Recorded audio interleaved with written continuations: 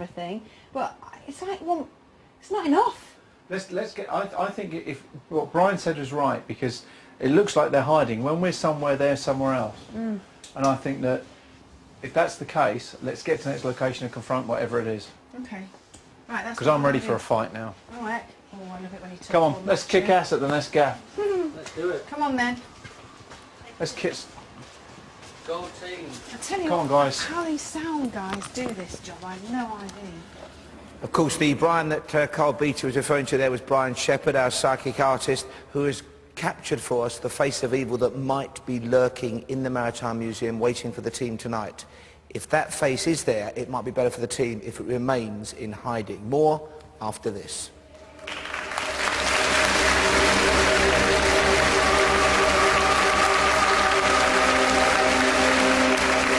It's very much as if somebody has been killed down here.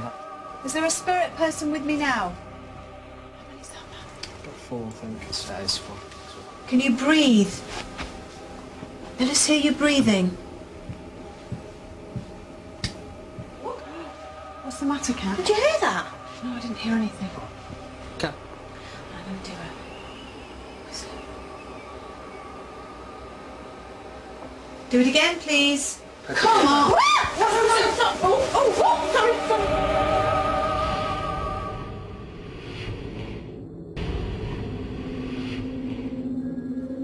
Welcome back to Most Haunted Live from right here, the Winter Gardens Theatre in Morecambe on a very wet and windy night indeed. This is Most Haunted Live in quest of 8 faces of evil.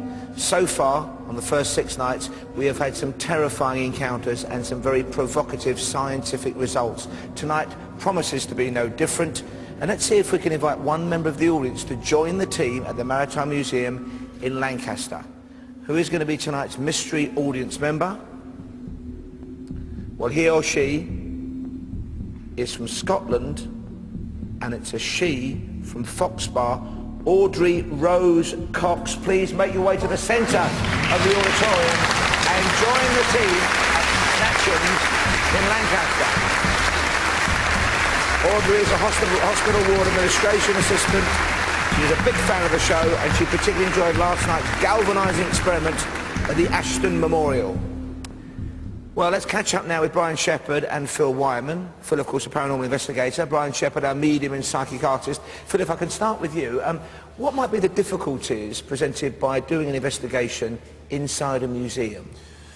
Well, you heard Carl say, Brian mentioned that the entities or spirits are hidden in that particular area.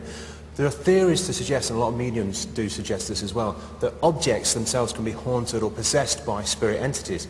If that's the case, that place where they were tonight, they're just going out of, is full of artefacts. They might actually possess spirit entities within those artefacts. So the sense of them being hidden might mean they're attached, they're haunting the objects, rather than haunting that location. So if the objects were taken elsewhere, the spirits or whatever the energies might go with them. That's correct, yeah. And there are an awful lot of places, especially museums, obviously, because they get moved from place to place when they set up exhibitions and that kind of thing. So it is quite an interesting theory if you want to get into that side of things with it.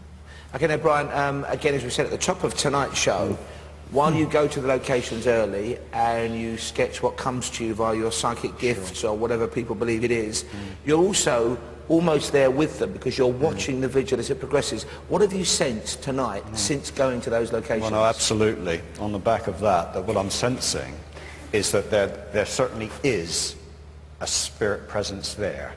I'm getting the presence of a man, a large man, both in stature and in his own time, of the community.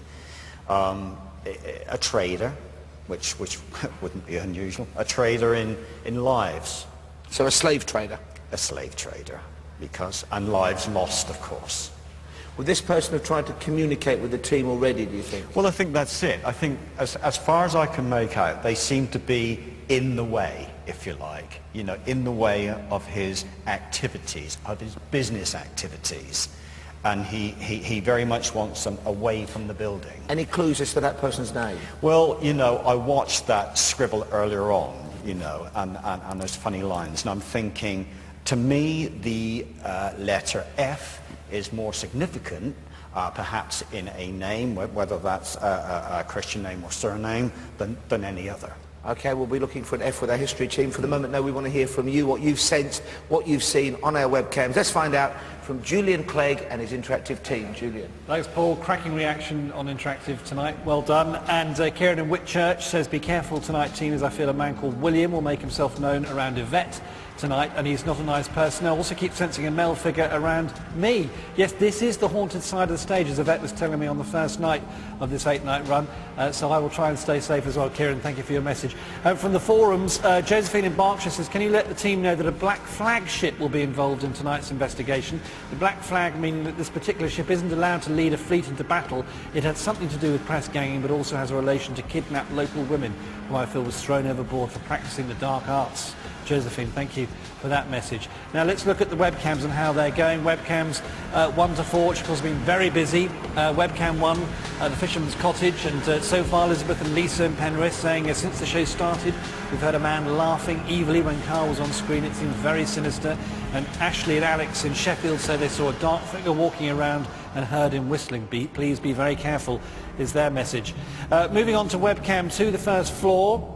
And Sarah Beth from Telford says, I've seen an orb move around the room twice before exiting to the top right, and I feel the name Margaret or Mary will be key tonight. Stuart, please be careful this evening as well, says Sarah Beth. And Thomas from Bedford says, I've just heard what sounds like tapping on glass or shuffling sounds when an orb starts flashing in the middle of the screen. Good luck, says Thomas. Moving on to webcam 3, this has been the most popular, interestingly. The storeroom where Yvette and the team were just a few moments ago. Chris in Southampton says, I saw a package get thrown off the bottom shelf, left-hand corner of webcam 3, and there was no one there. Good sighting. And Jill and Chris from County Kerry say, a shadowy figure of a man drifted across the storeroom, screaming out, warning those who will trespass, that the team will be in trouble if they enter. So there you are, Jill and Chris, thank you. Moving on to webcam 4, the workhouse. And Daniel and Rose from Coventry, there it is, you can see. They said they heard a voice of a man in the workhouse out of the museum shouting, get out. And Ashley from Sheffield, I heard a very loud screaming sound. It sounded as if a woman was choking. That's webcam 4 on the workhouse. Now, in a wee while, we're going to be switching to the 5th to 8th webcam at Snatchams. Let's look at those very quickly. Webcam 5 in the bar with the fireplace on the ground floor. If you see anything on that webcam, let me know later in the evening. We're going to switch those over shortly. Webcam 6 is in the bar with the mystery door on the ground floor, and you can see the tables and chairs there on that webcam. Webcam 7 is in the kitchen on the ground floor. Are you going to spot something on that webcam in the next couple of hours? Let me know. And webcam 8 is in the attic. Let's move to that one now, and you can see that chair, very dark webcam, that one. I'd be very interested to hear if you see anything on that webcam. Now, if you get in touch with your sightings, very important, put down the time that you see the sighting and of course where you are, and who you are, should I say, where you're from. Now, this is how you get in touch. You text the word screen and then your message and sighting to 80889. The text costs 50p plus one text message at a standard rate. You must be over 18 to get in touch, and the website is mosthauntedlive.net. Now, would you like to be in the audience at the next Most Haunted Live? We've just seen Solo Vigil winner going off. That could be you at our next live event. If you'd like to come to our live show, all you have to do is enter our competition, and we have some fabulous prizes all this week for our competition, and tonight is no exception. The prizes include a ghost hunting experience courtesy of our friends at Virgin Experience Days. You'll take part in an overnight ghost hunt at one of Britain's most haunted locations with experienced paranormal investigators and clairvoyant mediums. You also get a Samsung Jet mobile phone, the very latest, and very nice too, and we throw in those tickets for the next Most Haunted Live event. And of course, everyone who rings in through the week is in with a chance of walking off with £1,000. Very nice. If you'd like to win that, here's the question. Which one of these people is not part of the investigation team? Is it A, Kath Howe, B, Jonathan Ross, or C, Stuart Torreville? If you think you know the answer, call me right now. Here's the number, 0844 646 9966. The calls cost, as I was saying, just 5 pence from a BT landline. Mobile and other networks may be considerably higher. The competition is for UK residents. You must be over 18, and the lines close at 5 o'clock tomorrow evening, and the winner will be selected at random after the close date, and you'll be contacted in person. Details on our website, mosthauntedlive.net. Finally, a couple more messages. Ellie in Kent, I think the names Albert and William will come up, and I think the team should be very careful, especially Yvette and Kath. And be cautious, team, says Thomas in Barnstable. Good luck to Kath. She's in great danger. We'll find out later. Here's Paul. Thank you, Julian. Thank you for all your input so far on the show. Do keep those observations coming. Let's very quickly catch up now with our experts, Dr. John Keller, historian, Fred Batt, demonologist. We had a very specific letter of the alphabet from Brian Shepherd to do with that last location. Somebody in the slave trade, and the letter F was mentioned. We've got a letter F. We've got someone with that initial, and he was in the slave trade. But we don't want to say the name because we want a bit more detail. And maybe Chris Conway, or maybe Brian can give us more, but we've got somebody. How important was he, this person we're talking about, Mr. F? Well, it could, as Fred has just said, it could be